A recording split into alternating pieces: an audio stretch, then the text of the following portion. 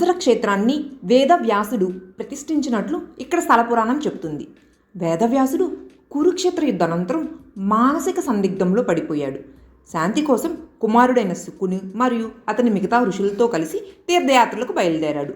నివసించడానికి ప్రశాంతమైన వాతావరణం కోసం వెతుకుతూ ఉన్నాడు. కానీ అతనికి మనశ్శాంతినిచ్చే ప్లేస్ ఎక్కడా దొరకలేదు. అలా వెతుకుతూ చివరికి దండకారణ్యానికి వచ్చాడు. ఇక్కడ గోదావరి తీరాన ఉన్న ప్రశాంత వాతావరణానికి ముగ్ధుడయ్యాడు. సో ఇక్కడ కుటీరం నిర్మించి నివసించడం ప్రారంభించాడు. అలాగే గోదావరి నది ఒడ్డున ఉన్న కొండకు చేరుకొని అమ్మవారిని తపస్సు చేయడం ప్రారంభించాడు. తపస్సుకు మెచ్చిన జగన్మాత దర్శనమిచ్చి ముగ్గురు అమ్మలకు ఆలయాన్ని నిర్మించమని ఆదేశించింది.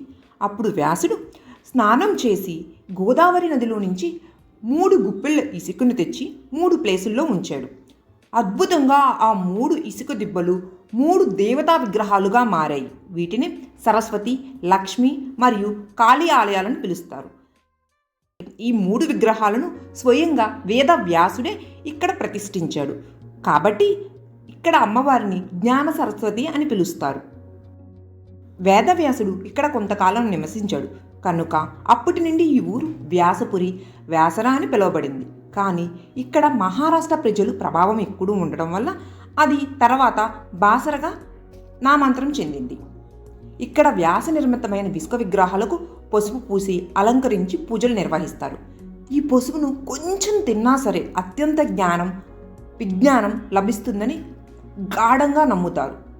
ప్రతి సంవత్సరం బసంత పంచమి, నవరాత్రి ఇక్కడ బాగా జరుపుకుంటారు.